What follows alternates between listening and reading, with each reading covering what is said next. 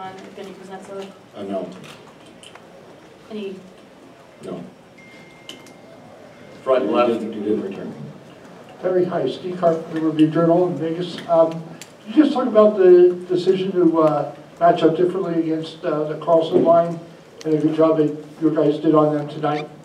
I didn't have a matchup tonight against the Carlson line. They were the last change. Can you talk about the job you guys did in general on that night? Well, I think we did a good job all around on a lot of areas of our game. I thought we cleaned up a few things. There's some areas that we still got to adjust, but it was a step forward for us. Barry, can you talk about, Front left. oh, sorry, Chris Russell, 1067. Can you talk about the 5-on-3 kill and just how that kind of spurred momentum in that third period for you guys? Well, that was huge. That was huge for us. You know, I think it was one of those two things galvanized us. About the hit on Kuzi, we felt was high, and you know, the player didn't return. That was one thing that galvanized us. And the other thing was that 5-on-3. Really pull our bench together, and obviously all in mentality. All year been very resilient, and we went today. Front right. Coach, what was going through your mind there with 2 minutes to go?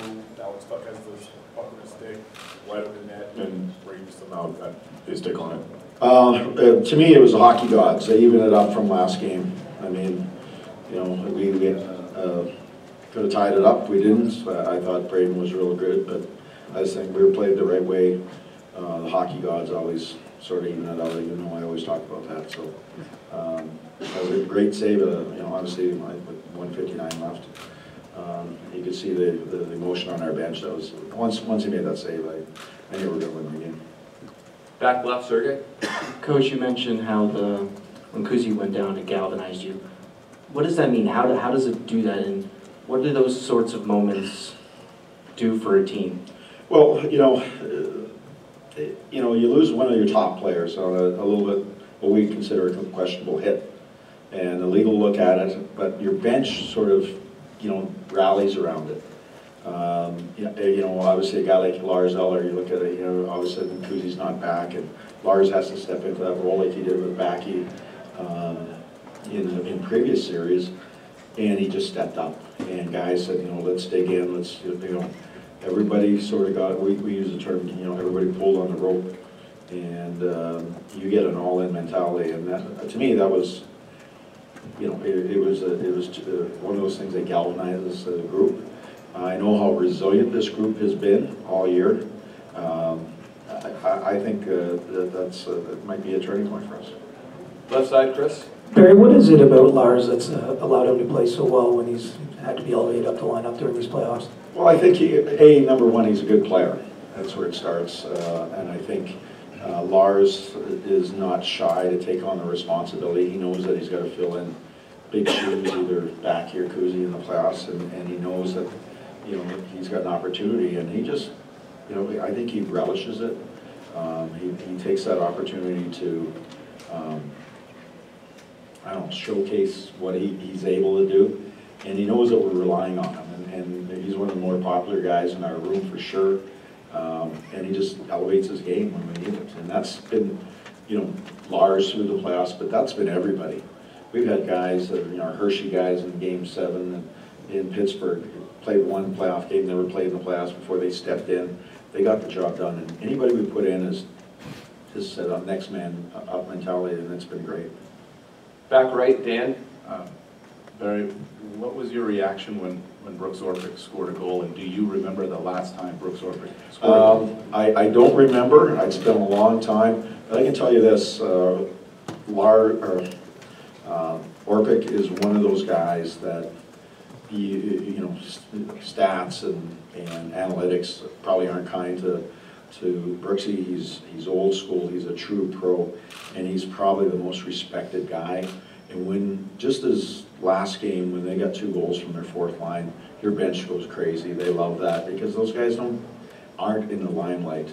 And a guy like Brooks, who's in the trenches, kills penalties, blocks shots, you know, does all those dirty things that don't have those fancy stats.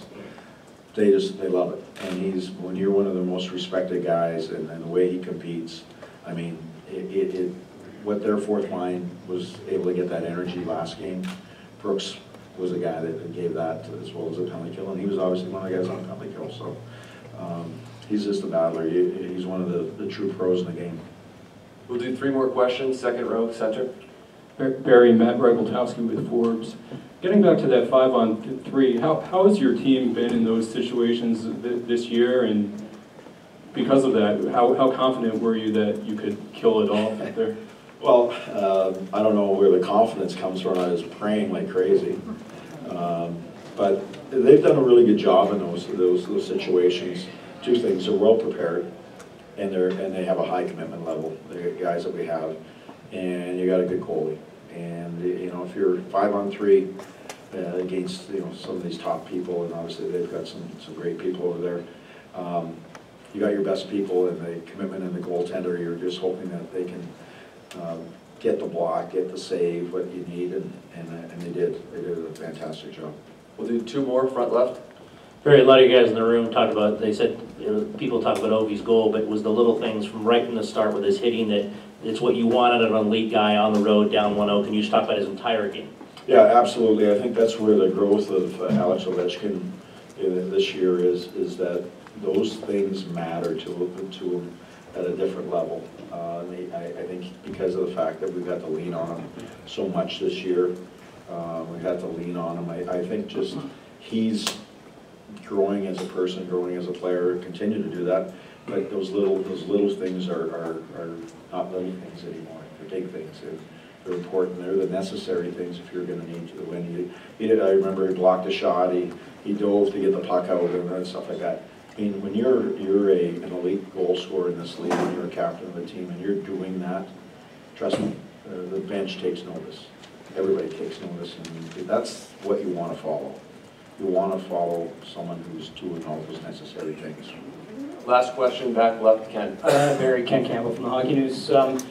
Should Kuznetsov not be available to you for an extended period of time, it will mean that at 2 points in this playoff, you lost, you know, your best setup guy and possibly your top scorer. I'm just wondering if you think that this team is sort of better psychologically prepared to deal with that kind of adversity than maybe it might have been in the past. Oh, absolutely, absolutely. I think that's a very good question, because I think this group has learned so much. They said they've gotten so resilient. I mean, I don't think there's too many of these people out here or in the hockey world thought when we lost Backstrom in the Pittsburgh series that you were going to see the Washington Capitals get past that round, and then, you know, we've had to do that.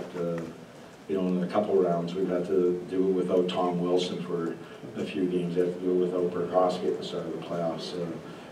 Holtz wasn't even in the net at the start of the playoffs. This group has had everything thrown at them, and they just say, you know what, we're just going to push on. We're getting close. We have a vision of what we want to do, and they really just want to continue to keep playing. That's the great thing, and it's getting hard.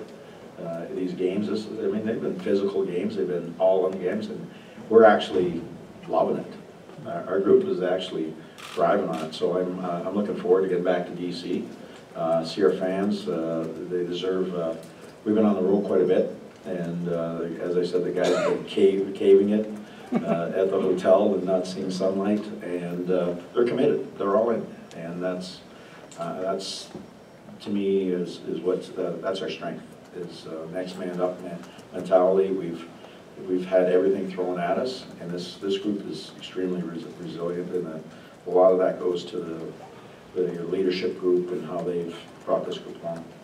Thank you, Coach.